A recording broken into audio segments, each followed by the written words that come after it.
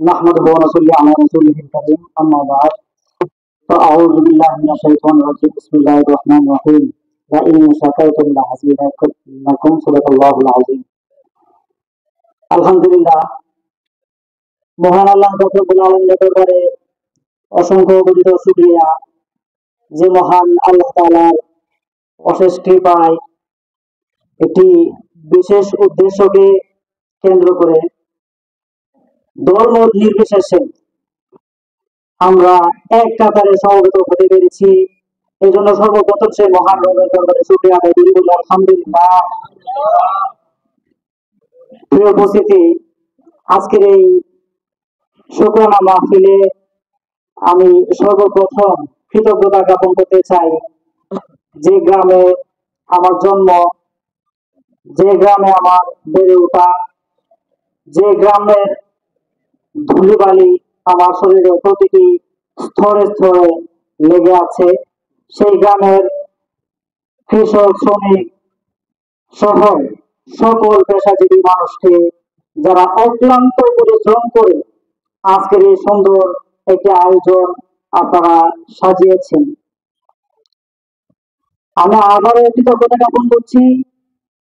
দীর্ঘ সময় পর্যন্ত আমি একজন নগণ্য ছোট মানুষকে কেন্দ্র করে আপনারা অত্যন্ত ধৈর্য সহকারে সমবেত হয়ে এভাবে বসে আছেন, এই জন্য আমি পাশাপাশি কৃতজ্ঞতা জ্ঞাপন করছি দেশের বাহির থেকে যারা বিভিন্নভাবে আমাকে উৎসাহ প্রদান করেন, সাহস যোগান, তাদেরকে পাশাপাশি আমি ধন্যবাদ এবং কৃতজ্ঞতা জ্ঞাপন করতে চাই।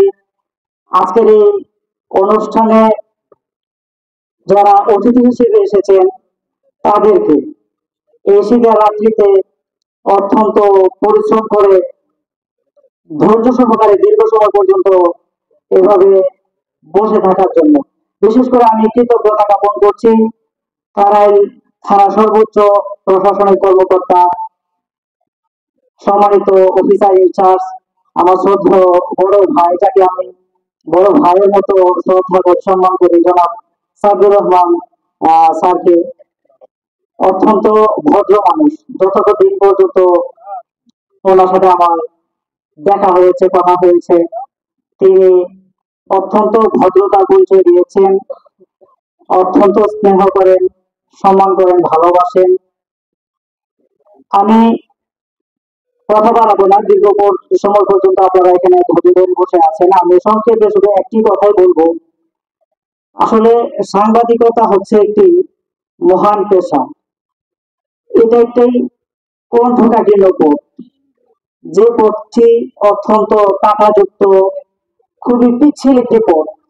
এই পথে আসলে যে সুস্থ স্বাভাবিকভাবে জীবনযাপন করা যায়, এই জিনিসটি যারা সত্যিকার অর্থে লেখক, সাংবাদিক যারা আছেন তারা অনেকটাই বিব্রত বোধ করেন, অনেকটাই কষ্ট অনুভব করেন।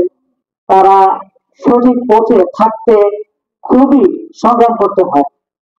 তো আমি সর্বপ্রথম আমার গ্রামে আবাল বৃদ্ধা, শ্রমিক, কৃষক, আমার মুরব্বী বাবারা, আমার চাচারা যারা আছেন, আমার যুবক ভাইয়েরা, সবাইকে আমি তো বিনীত ভাবে আমি অনুরোধ জানাবো।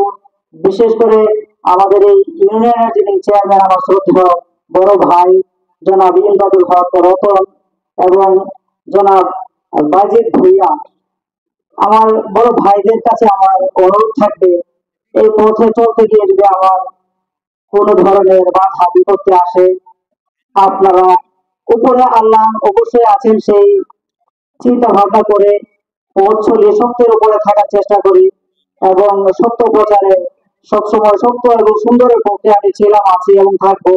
ওলামা একরাম, বিশিষ্ট জন, গুণীজন যারা আছেন, তাদের পরামর্শে আমার পথ চলা এবং যারা সৎ মানুষ, আদর্শবান মানুষ, যারা সত্যের কথা বলে সত্যের পথে চলে, তাদের সাথে আমার আন্তরিকতা, আমার বন্ধুত্ব, আমার ভ্রাতৃত্ববোধ।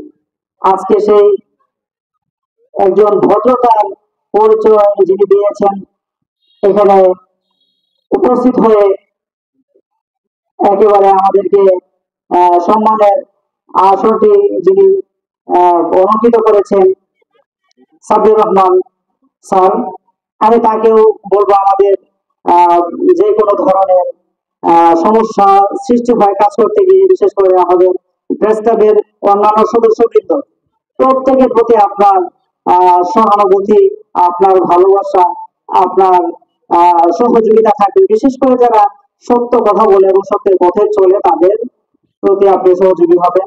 আমি আর কথা দীর্ঘায়িত করবো না।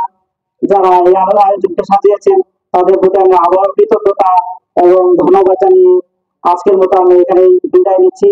যদি কোনো ভুল ত্রুটি হয়ে থাকে ছোট হিসেবে, আপনাদের স্নেহাস্পদ হিসেবে আমি যদি কোনো ভুল ভ্রান্তি করে থাকি, আন্তরিক ভাবে আমাকে দয়া করে ক্ষমা করবেন, মাফ করবেন।